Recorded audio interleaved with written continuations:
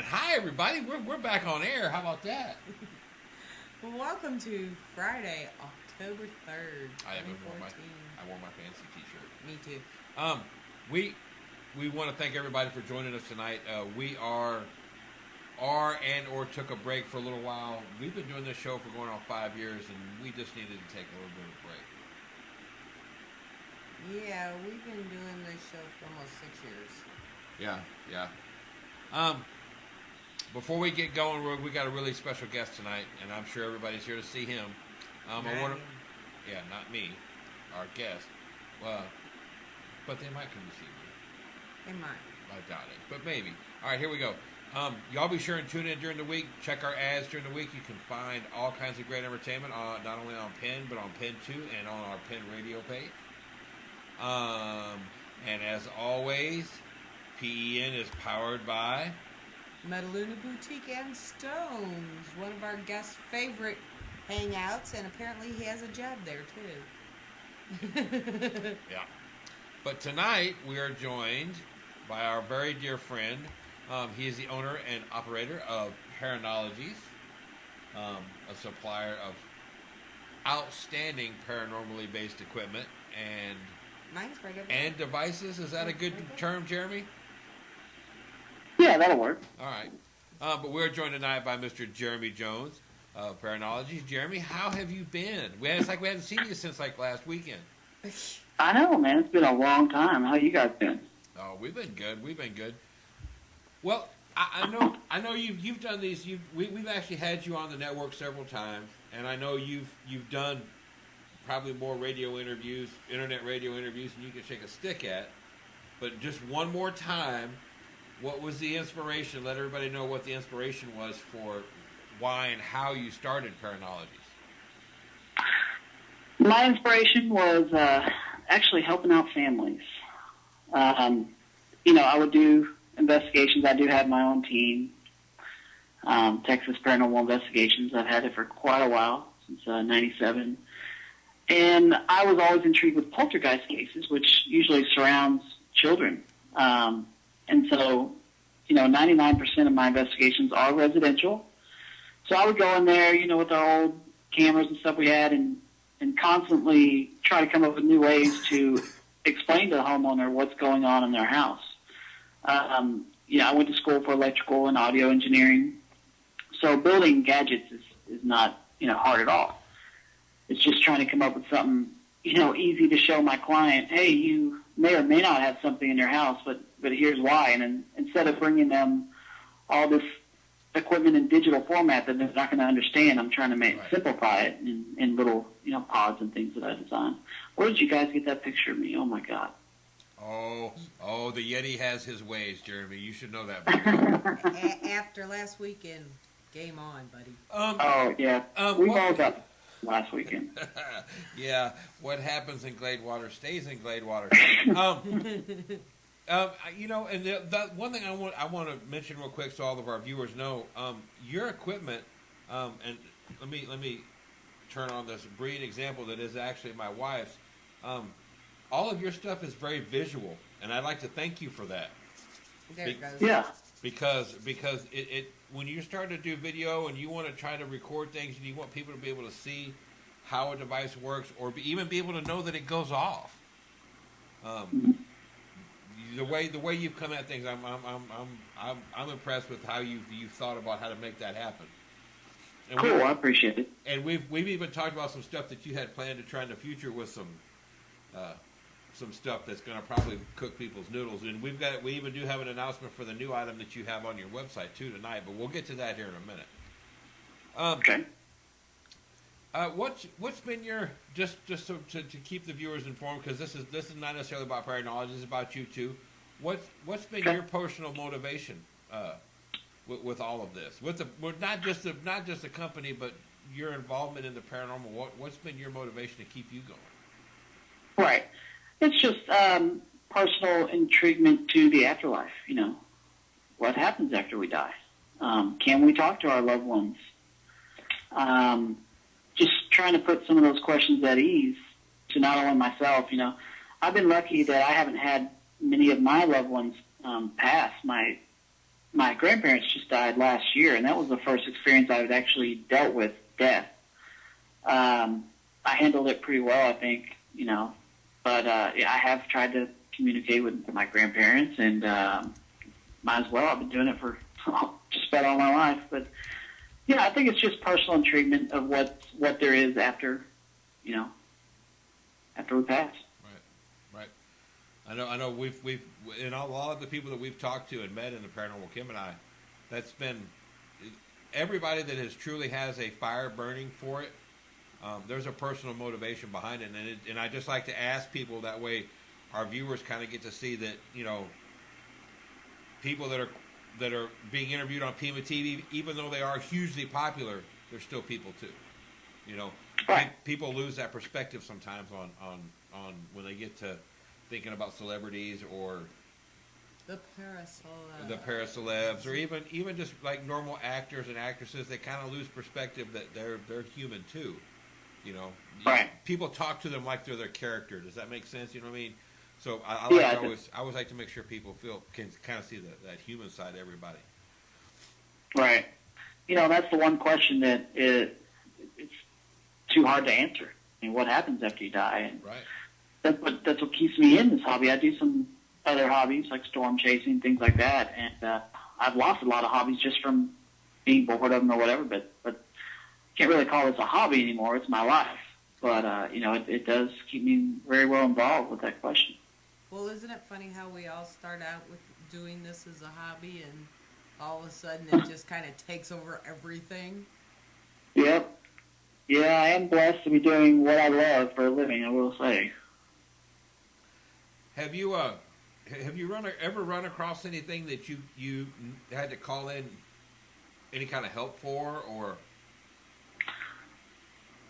Yeah, I mean, there's so many things you try to do to put the homeowner at ease, and I don't do a lot of those things. I mean, I go in there and try to give them the best answer I can, from what either my equipment or my cameras catch. I never tell them it's a ghost or anything factual.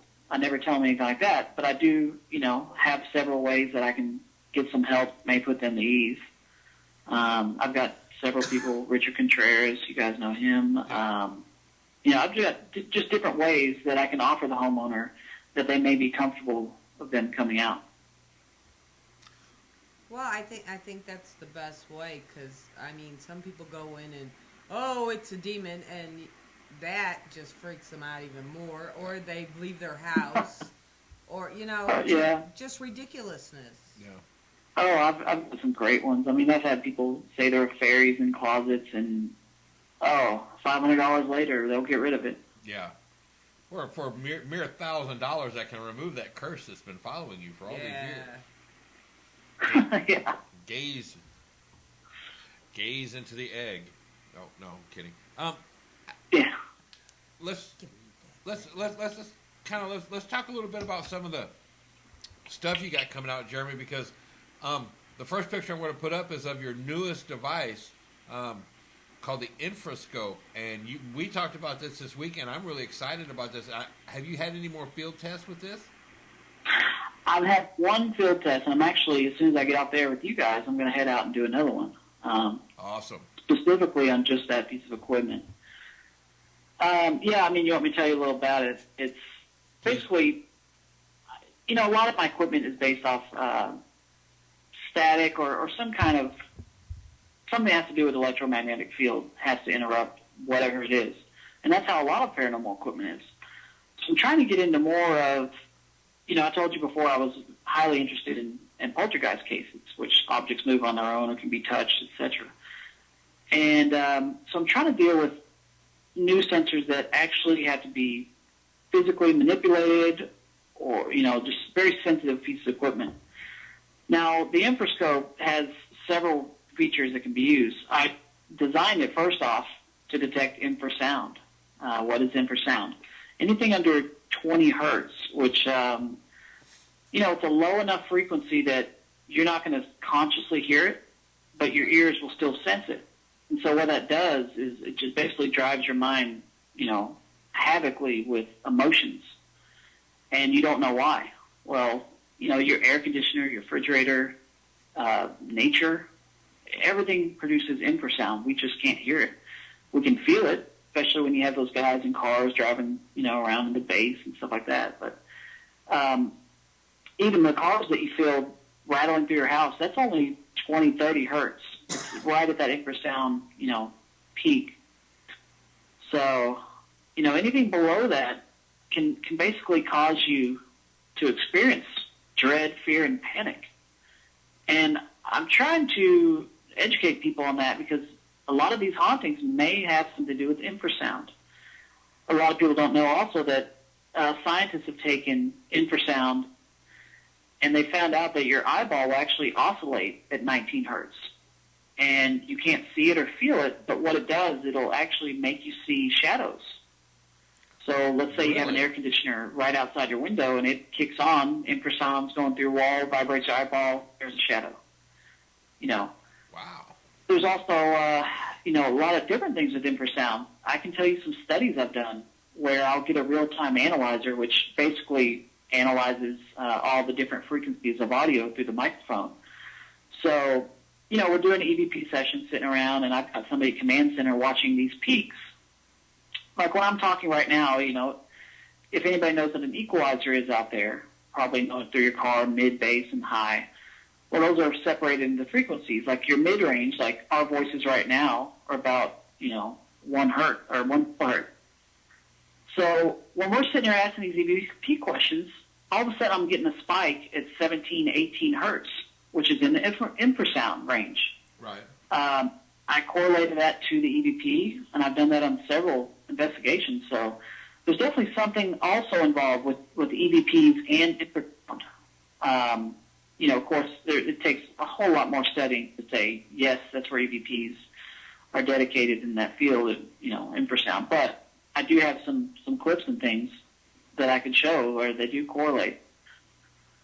So, my hopes are that slowly I can study infrasound, and maybe we can reverse engineer EVPs where we can send back something in that same spectrum and communicate that way. That would be a huge breakthrough. Right. That's something I know from my own personal experience at reviewing our own data that we've collected. A lot of the EVPs they drop below that 20 hertz range where you can hear it, where you can't hear it, but it's there. And right. Other than just turning up the volume on a headset that I was reviewing with, I never manipulated it. But when you go back and put it on the particular program I have, I think it calls it a sound footprint. I think Audacity calls it something else. I mean, basically what it is just a visual representation, frequency-wise, of what you're listening to. Right. And that you get that waveform, and it's and you get to see that it's below human hearing, so you would have never heard it to begin with. Just real quick, too, to add to what you were saying, infrasound is also the same type of communication used by whales and elephants. Elephants actually communicate more with infrasound than they do with audible hearing. Right. Tigers as well. Yeah. Yeah, I mean, it's everywhere. People don't realize it. It's something that needs to be looked in. And before I design any piece of equipment, I go out there and look and see what's out there. And there's not much for the paranormal world. I mean, you can get some pro audio equipment that costs thousands of dollars and go that route. But like I said, we're trying to keep this simple. Oh, yeah. Well, and what exactly does the infrascope detect, Jeremy? All right. So basically, it's going to detect anything under 20 hertz. It'll probably start.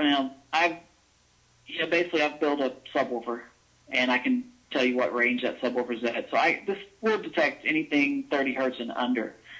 The particular subwoofer I did a test with, it was an 18-inch sub in a fifth-order box, so it'll produce some very low frequencies, but not as low as I'd like to go. When you get down to 16 hertz and under, it's very hard to reproduce. Right. So what I've done with the infrascope is I built a diaphragm.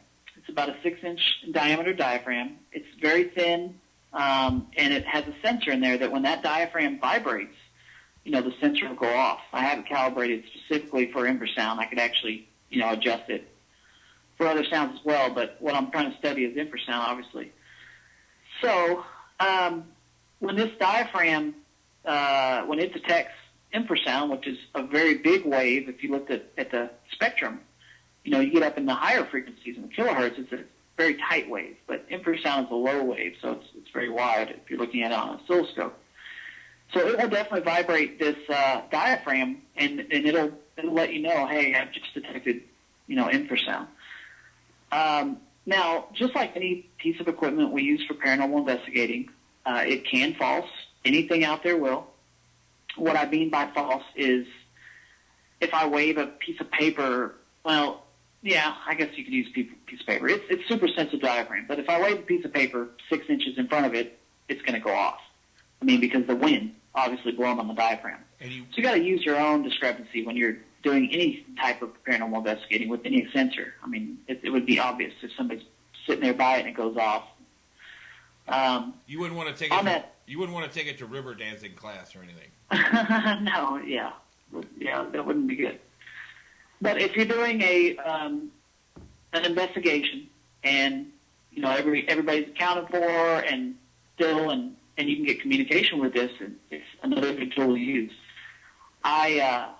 What also is good about it, it's super sensitive, so it does have a knob on there where you can adjust it.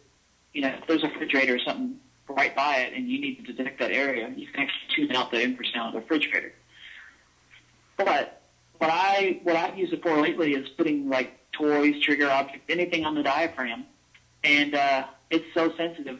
You can blow on it from about 2 to 3 feet away. You could set it that sensitive; it'll actually detect that. So it's going to be a good little detection unit. See what I can get out of it with trigger objects and just a little touchpad. If you're there, touch the pad. Yeah. So that would also be. I mean, this is also going to be a great piece of equipment to use if you're either, like you said, doing a solo investigation or just filming an area. Mm-hmm. This would be a great device to have there to put out in front of a camera, let's say in a room by itself. Right. Where you have total control over who's in there, who's not, whatever. Well, I would assume this is not recommended for outside investigations. Yeah, especially if it's windy outside. Well, and then airplanes, and there's all kind of things, yeah. Well, even a bug jumping on it or landing on it.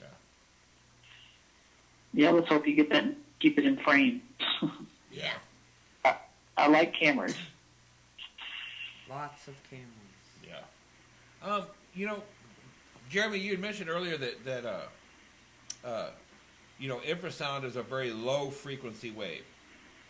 Right. What is your, when it's talking about cameras, do you think that we're going to capture, do you think infrared being the slowest of the light waves that we quote unquote capture in the paranormal, the ultraviolet being of course a faster wave, what end of the visual spectrum do you think we're going to have more luck with? Well, everybody investigates the infrared wave. I tend to do both. It's going to depend on your cameras, of course. I don't have a very good answer for that because we don't know. I mean, we could go all the way down in the radio waves, which is 2 steps below infrared. It's just, you don't know. That's the problem. We're in such a small area of the visible light that you just cannot cover that amount of spectrum with the amount of data it would take. I mean, the long wavelengths start with radio and microwaves to infrared. It would take a lot of data to capture all of those. Yeah, well, and I've had it explained to me that the electromagnetic spectrum is like the Empire State Building. It's if you made a model of it, it'd be as big as the Empire State Building.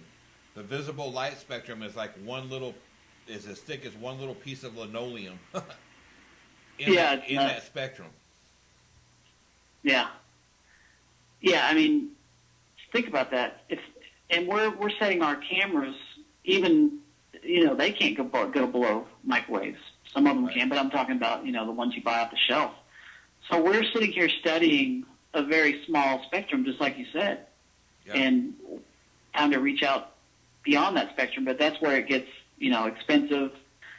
But as research and electronics come down, well, I'm sure that's where we're headed. That's where I'm headed, at least.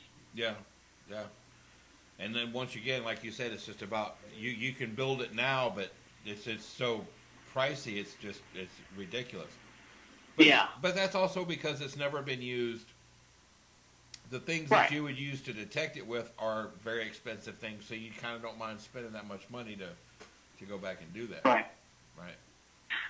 Yeah, I mean, most of my prototypes, I'm putting in $2,000 or $3,000, and especially more on the cameras, but $2,000 or $3,000 just in research.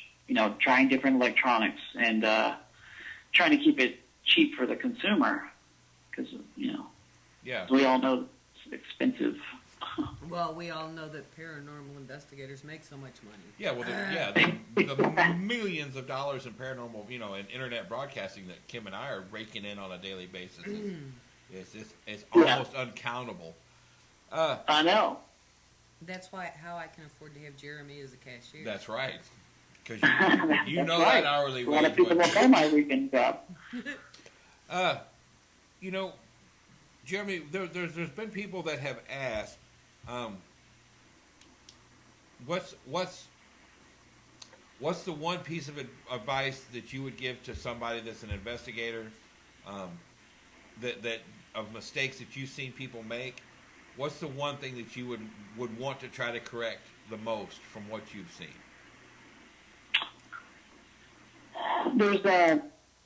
I guess the one thing is false positives.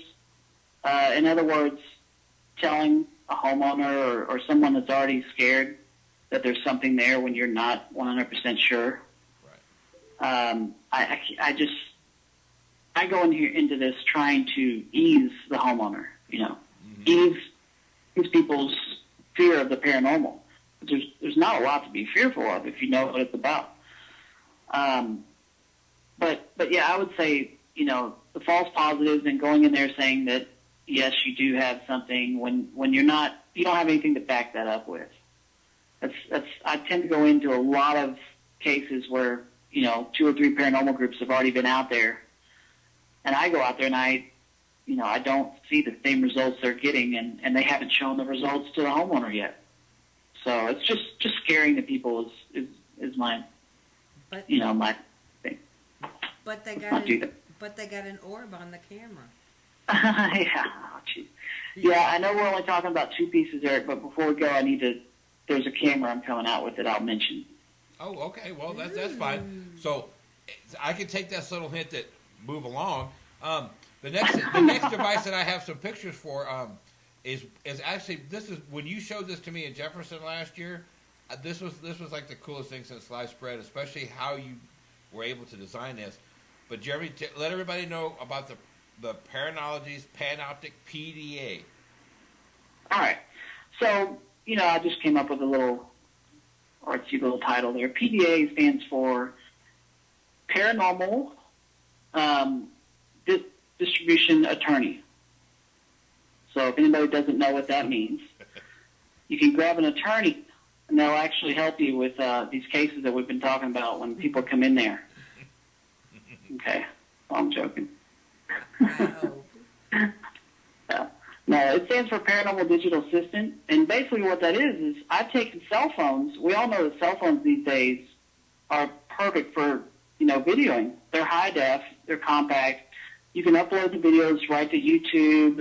You can immediately review. You've got a screen. You can put SD cards in them. I mean, they're great. Problem is, they're not night vision. So, we love investigating in the dark. It's fun.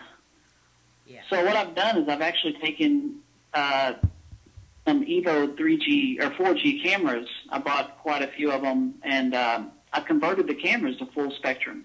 When I say full spectrum, I mean the full spectrum of the camera's ability. It will not go into the microwaves and low infrared, deep infrared, high UV, things like that. Those cameras are $10,000 to $20,000.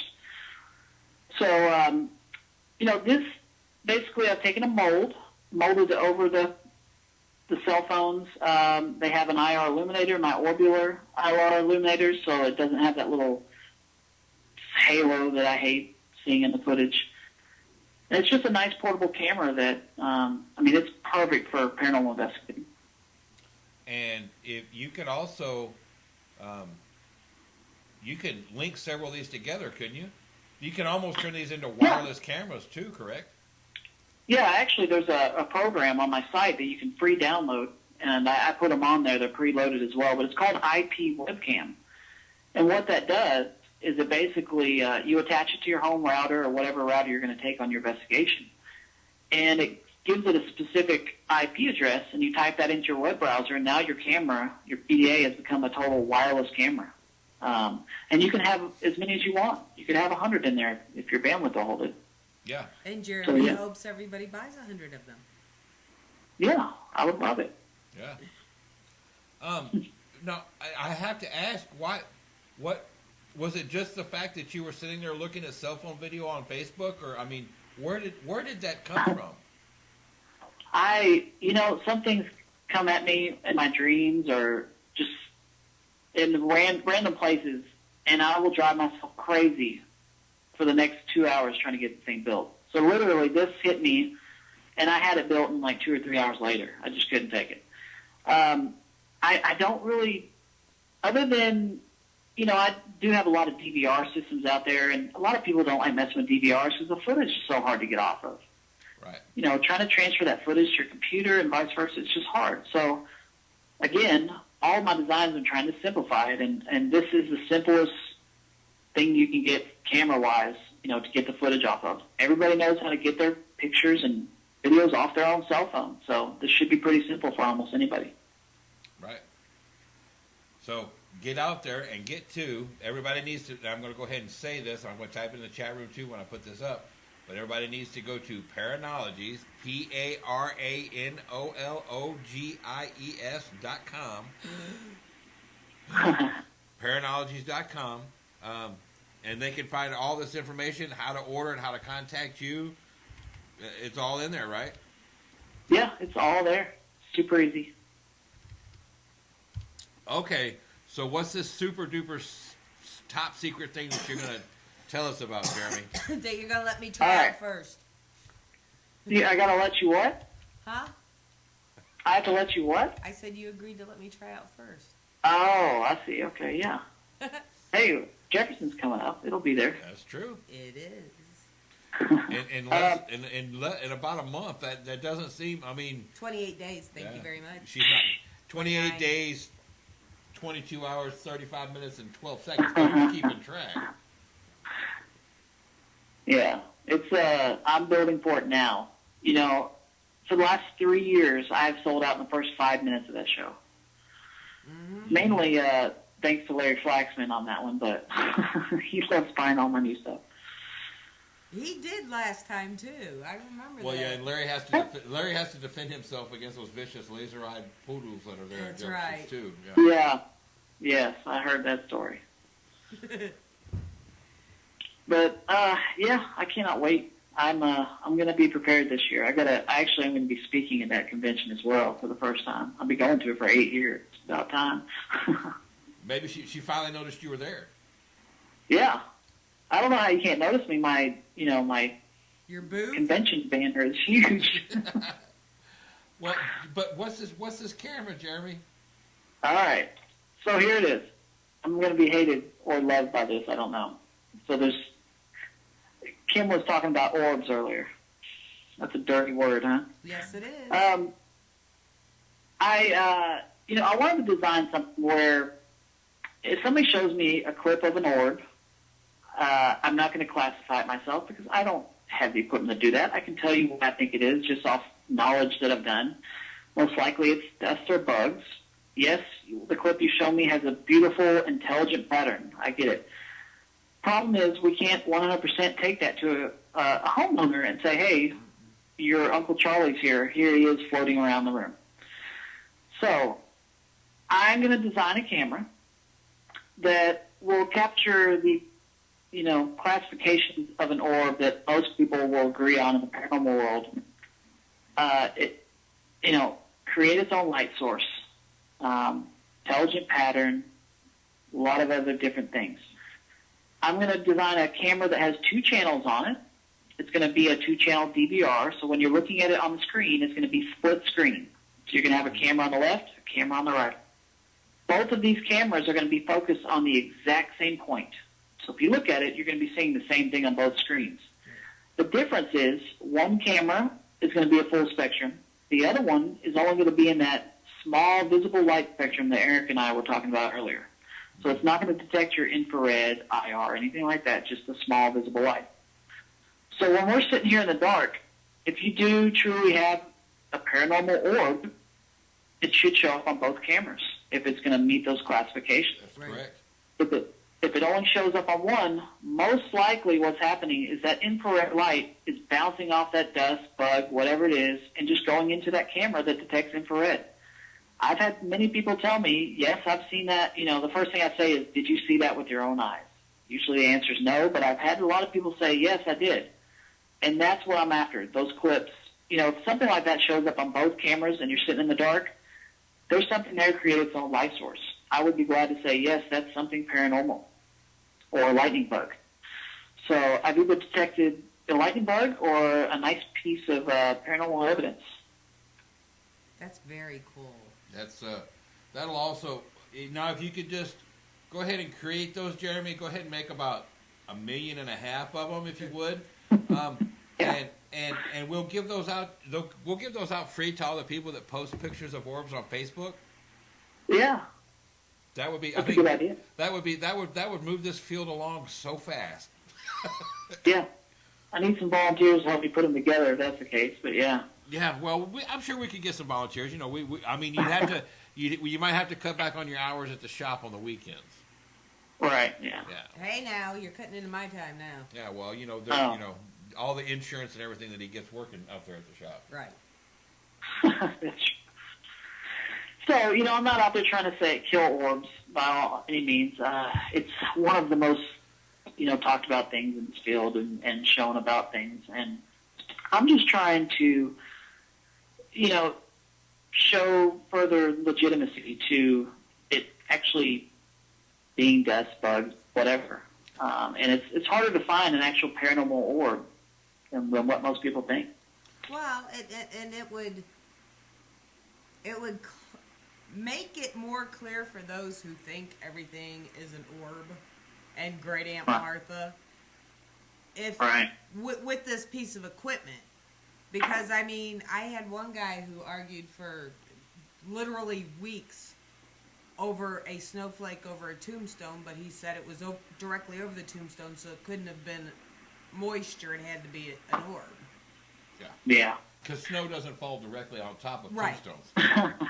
No. Not at all. But Yeah, and it's a debate I don't ever get into with people because it's just, you know, you can't convince people. no, So I it's best understand just shown that. with science. But he asked my opinion, and then when I Yeah. gave it, then it became a debate, and finally I'm like, okay, fine, I'm done. Yeah, Right. because Jeremy, me and you have had this discussion, you know, in person about too that one of the biggest problems we have, not only in the paranormal but in all aspects of life, is about free thought and people thinking for themselves, you know. Mm-hmm. And that's what we want people to do. But that's the great thing about your devices is since they detect very specific things, if people use them properly, I'm not going to say they're not undebatable, but it is pretty tough to deny something, you know, especially like with this new Right. camera. If you had this new camera and you had the infrascope Mm-hmm. and you had them both in the same spot and you also recorded an EVP at the same time and you can correlate the video with the infrascope going off with you recording EVP, it's going to be awfully tough to say that's not anomalous and it's going to be hard to explain, you know, how all three could go off that way. And people need to start looking at it that way. Or we hope people will start looking at it that way. Right. You know, and then once we do, you know, get great results out of, you know, the infrascope and other things, then I can move into more detailed analysis. I mean, I can go deeper, but I've got a lot of other different pieces that I'm trying to reach out there and just go a different route than everybody else is. I will tell everybody, you know, I can give you the cheapest if you want to get rid of your dust orbs in your cameras, I'll give you a very cheap hint. I did this for about a year, trying to prove, or actually disprove. Go grab you a computer little fan, those real small ones, 3-4 inch in diameter. Hook it up to a 9-volt battery, and let it and put it right in front of or beside your lens of your camera, and that will blow away all the dust, and you will not see a dust orb. Yeah, but see, then people would get relative pictures after they pass. Yeah. And it's going to kill your audio. Yeah, well, other than that, you gotta kind of wonder some of these people who are absolutely positive it is a specific relative of theirs. If they don't blow it up and frame it and put it on the wall. yeah, or put it up on the mantle, right next to their urn or whatever. I mean, right. People, I know people need, and like you said, a lot of people get in there to help other people. And God bless you, and God bless everybody that does all that.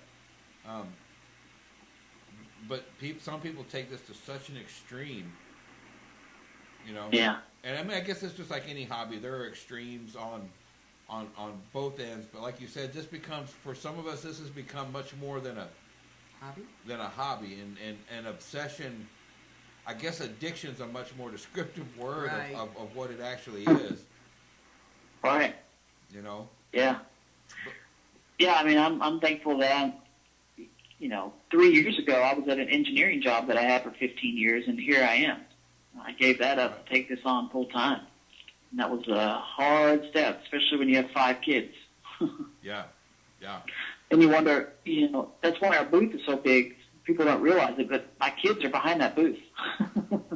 Why? Well, I mean, with all the lights and everything that go with it, somebody's got to be back there pedaling the bicycle to make the lights go, right?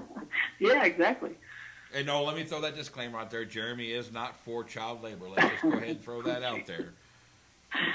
And I think even put that tool down while we're talking about that. Right. Right? And I think I've only met one of his children ever at an event, so it's not like he has all 5 back there pedaling at one time. Well, that'd be a really big bicycle. That's why the banner's so big. It's got to cover up that huge 5-person bicycle. Right? Yeah. Well, they're out there torturing all the, the psychics, and they're trying to get free crystals and all kinds of stuff. They come back with the craziest stuff. I'm like, you got $100 worth of stuff here. Where'd you get it? Oh, they gave it to me. That's because they're cute. I have to tell you, though, Jeremy, the video you posted on the bridge where the kids freaked out that guy was priceless. Oh, that was funny. What are you doing, hunting ghosts? Yep. And off he went. Man, they're not playing. Let's get out of here. That's something a lot of people have a misconception. There's still a huge even though I know, how could they not know about the paranormal, Mal? How could you not? There's still a huge percentage of the population that has no idea what we do or what a paranormal investigator is supposed to be like, or, we're, to a certain degree, we're still the creepy couple that walks around in the graveyard. Yeah. It's getting better. People are seeing it on TV, and my kids are telling the teachers at school what I do for a living. I hunt ghosts. Yeah. So we go to our PTA meetings, and it's like, are they going to ask me about it? And some do. Well, but that's the whole fact that they ask you about it, and they just don't sit and, in hushed whispers and pointing, Yeah, you'd be surprised. I mean, people open up about it quick when you tell them. We've been at a tattoo and horror convention before. We were the only paranormally based thing there. Yep. And we had a line going around our booth for most of the day, and 2 or 3 people tied up because people were just walking up telling us ghost stories. It was great. And of course now they're tattooed up and zombied and everything else, but I mean it was great. Yeah, no, that's awesome. Have great you, when that happens. and people can also catch you at most of the large conventions and gatherings this year and next year too, right? Right. Yeah, I'm going to do a lot more next year. I mean, we have been behind. We've had, I don't know how many orders in the last 5-6 months, but it's put us behind by about a month. And this is the first month we have been caught up. I mean, my wife Pam, I've taught her. she builds a lot of this stuff. I've taught her so much in a year and a half. It's nuts. And if I didn't have her, we wouldn't have a company. And she's really got me ahead of the game. So this year we're going to do a lot more conventions. The problem was last year we just did not have the product, and I don't want to show up somewhere with no product. That's right. That's right. And people do need to understand that you hand build from the time of order, so it's not like there's a huge warehouse of this stuff already just laying around somewhere. Right. Yeah, I mean, especially, now that we're caught up, we're going to build, some of our specialty items that sell a lot, have them ready to go. But most of the time, it's not too far out, 2 or 3 days, you can get your stuff. Right. But yeah, it is built from scratch, 100%. I mean, we take a flat piece of plastic and mold it and cut it out, put the electronics in it, and we're done. Yeah. Well, I just wanted people to understand that it's not like you're actually designing, building it, smelling the solder burning, the whole 9 yards. Well, it's not one of those like these stupid infomercials to where they've got a back storage room absolutely full of stuff they purchased and they're sticking their sticker on it. No, he's actually from ground up. Yeah. Right, yeah. That's a good thing too about, when you're inventing something new, you can do it. You don't have to send it to a manufacturer, and I can have a prototype built of something in 2 hours if I want to. Well, yeah, and then the corporate meetings take place at the dinner table, right? Yeah, they sure do. Yeah, and I bet your commute in the morning is what? Shuffling from the bedroom to the garage? I mean, that's the morning commute? It's rough, I will tell you. It takes a lot of gas though. I bet you got hell getting a traffic report too, don't you? Yeah. Our hours are crazy here just because we have the kids during the day. So we tend to work at night. We start working, from 8 till 4 in the morning. And we have to wake up with kids. And so, yeah, we do have a hectic schedule. And then I get out there in traffic to go get products. Oh, my God, it's hell. Well, it's a good thing your commute is so short now that they're shutting down your exit ramp. Oh, geez, yeah, that's a pain, too. Try the helicopter. What are the future plans for 2015? Is there anything super exciting coming along you want to tease people about right now? I've got a sensor I've been working on. I send it out to my focus groups. I've gotten some responses out of it. Andre from the North Texas Ghost Society, he's given me some things on it, and I like to get. Before I put anything out there, it has to get results. I'm not going to just put something out there and say, all right, buy it and let me know if it gets results. Right. I've got to have some results on it. So, like I said earlier, I'm trying to get into objects where you can have physical, it's hard to say physical when there's nothing physical there, but physical type manipulation, like poltergeist activity and things like that. And I'm working on something with continuity. And what that is basically, our bodies can connect electricity because electricity runs through our bodies. So the way I describe it is I'm going to have a pod that has 2 touch pads on it. And if you put a piece of metal between these touch pads, it's going to make a cool noise, whatever, and light up. But if it does go off, something has to be touching that. It cannot false. I've tried to make it false with different magnetic spectrums and putting things close to it. It has to be touched. So basically, you can take one finger on one pad and one finger on the other, and it'll, the electricity goes through your body. You can actually be touching another investigator, touch a touchpad, and have somebody, say, hey, can you touch a touchpad? And then, so somebody grabs that investigator, it's going to go off. It's just things that I'm trying to move forward to see if we can get that physical manipulation. I mean, people have said they've been touched and things like that. I've got my own claims. It's just there's too many claims out there for it not to happen, and objects moving, where I'm trying to detect that as well. So I've got that sensor. I've got a couple other sensors, and I'm sure I'll have 5, 10 more before I even know it. But I like to deal with cameras too. I've got a lot of cameras out, so I'm sure I'll have a couple more cameras put out there as well. We Awesome. need him to set up some of that stuff in the shop with all the stupid doors opening and shutting. I know. I keep hearing about that door. I'm telling you, there's 2 doors that open and shut by themselves. Nice. I've got a crazy clip. You can look at it. It's TPI investigates Stanley Hotel, and there's a clip in there where the window opens and closes, and I go into detail trying to debunk it, and something crazy happens on it. You got to go look at that. It's really cool. Now, if the windows at the shop open and shut, then we're in trouble because they're all Oh, painted. yeah, because they're all they're painted painted stuck. and have been from 4 coats before we ever put a drop of paint on Right. them. So We never painted the windows.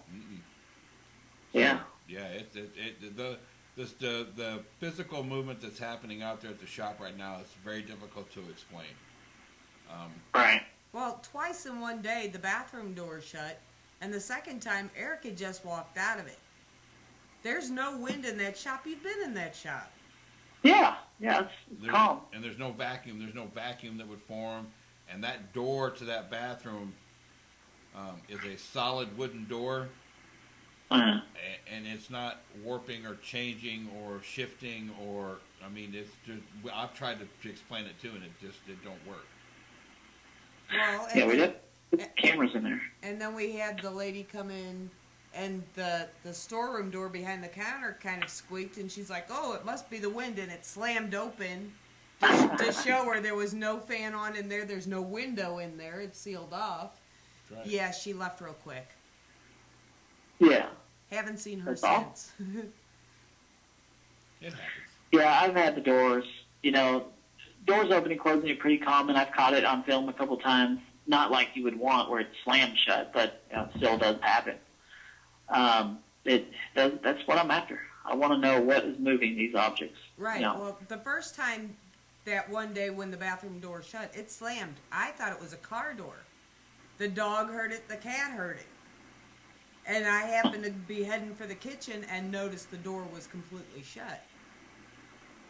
Right. And don't anybody think that if you show up to Metaluna, Annabelle's going to pop out of the dressing room? And I mean, it's not, no. But there is some, and it's not even, I wouldn't even rank it as a poltergeist activity. It's just Crazy. Just things are moving that shouldn't be moving. Right.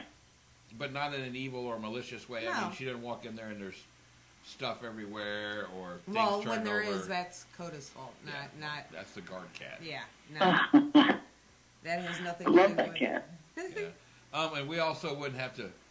We'd have to be careful about putting cameras in there full time, Jeremy, because it is a bathroom. Don't want any kind of But weird. we could put them down the hallway. Wouldn't want to be an IP camera and then charge people to go watch it or anything. We could shoot it down the hallway though, and you would still have That's the full vision of the door. True. That's true. Yeah. Or just have them sign a disclaimer. No big deal. Yeah, right. Yeah. Before you go to the bathroom, just sign this waiver of Hey, nobody minded the talking ghost in there all weekend. Yeah. Yeah. It's in the name of science. Right? The Germans have been studying that way for years. Anyway,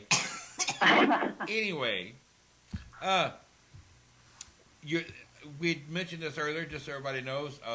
Kim and I and Jeremy and Paranology stuff and Pam will all be down there at Jefferson's History, Haunts, and Legends, the fall edition. November 1st. November 1st. My favorite edition. And we're hoping we don't have to deal with the teachers with tasers this year. Yeah. Right. We're not going to leave you this time either. Yay, you mean we actually get to dine with people? Yeah. I know. Well, you're not gonna take Larry's spot and push everybody back an hour and a half, are you? No. Okay. I'm going to do that. And Larry Flaxman, I love you to death. Just giving you a hard time because I know you're watching. I don't even know what spot I have, but I'm going to get Pam up there. She doesn't know it yet. She probably does now. I think she's listening, but yeah, we're going to get her up there. Pam, if I can do it, you can do it, girl. Yeah, it's easy, and that's a great crowd. Jody does such a great job down there with that event. And it's so much Yeah. fun. I mean, Yeah. there's always craziness going on. And there's some stuff at some of those locations. There really is down there. Oh, yeah. Yeah, I just Yeah, want- that antique mall? Yeah. Oh, yeah. I mean, that's one of my favorites. I mean, I think there's, what, 5 or 6 locations this year? I've Yeah. seen I have no 4 idea. so far. Really? I mean, last year was nuts. Yeah, it's awesome to go do that many investigations. As long as you can get everybody to cooperate, but Well, you know, this it's still fun, you know. this year, fortunately, we sit in one location while everybody else travels. Oh, nice. I was saying that. And instead of us, trying to catch up and keep up with Or herd, entire groups. Yeah, because herding a group of adults that late at night is like trying to push a chain or get toddlers to fall in line. especially It's possible. It's just not very likely. especially teachers with tasers. Yeah, especially teachers with tasers Oh. and sponsored by Budweiser. I think that I one want was a shirt. that one was sponsored by Captain Morgan. Yeah, yeah, oh yeah, or Smirnoff, one of the two. Jeremy, I want to thank you for coming on tonight. I mean, we've been out of the loop with this for a couple months because we needed to take a break. Yeah. Thank you so much for coming on. I want everybody to be sure and go to Paranologies. Let me put that graphic up. Paranologies.com. You need to go check out the 2 devices that we spent a little time talking about tonight, which is going to be the infrascope and the paranormal PDA. Yeah. Panoptic. Panoptic PDA. I'm sorry, I lost 6 syllables there. The Paranologies Panoptic PDA. And be sure to go check all these out. Put an order in with Jeremy. Like he said, he'll get it out to you within 3 days. So And if nothing else, he's always got these little periscopes. Grab a bunch They're of them. great. Yeah. Oh, yeah. and they're very visual. That's the one thing you will. That's the one thing you will enjoy. I mean, the only other thing that I've seen in the paranormal world so far that is the K2. I know it's a doorstop. People don't even send the Yeah, email. but they go off everywhere. We had this on the 6th floor of the Marshall Hotel. 4 of us up there stomping, running, jumping, screaming, the whole 9 yards, acting fools. This thing is clear on the other side, and only once did it go off. But it went off for like 5 minutes. Yeah. Yeah. But that's the only time we saw And- it the entire night. Once again, like I said, because everything is so visually oriented, from 50 foot away in the dark or 100 foot away in the dark, you can still see it and Yep. still see exactly the level of activity, and that's great. And we all walked over to it and made a circle around it, and then it went dead, or it didn't go dead. The lights went out, and we were walking up to it and touching it and everything else, trying to get it to relight, and it wouldn't. Yeah. I love it when that happens, yeah. But there were 4 of us up there, so it wasn't just 1 or 2 of us going, "Oh, we're Jeremy fans." No, at this point, one person had no idea who you were. But that's okay. It just adds to the credibility of it. Yeah. I don't care if people know who I am. I just, use the equipment checked out. Oh yeah. Periscope is one of my favorites, I will say. Mine too, and it's got pretty colors. Yeah. So It when I does. see it across the room, it's like, the rainbow, move! Yeah. And Jeremy, once again, thank you for coming on tonight. We want to remind everybody, tune in next Friday. We're going to be talking with another very good friend of ours. We are. Yes, and it's actually the woman that wrote a book that's got Kim in it. Deanna Kelly. Yep, we're going to be talking with Miss Deanna Kelly, author. I guess philosopher is a good word for Deanna. Paranormal investigator. Paranormal investigator. So don't miss that. Be sure and tune in next week. With that, we're going to get out of here. If you are out investigating this weekend, be careful.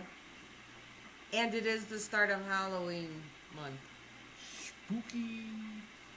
So, yeah, don't get into too much trouble. Yeah. And please don't tell everybody it's a demon, because it ain't. Good night, everybody. That's right. Thank you, guys.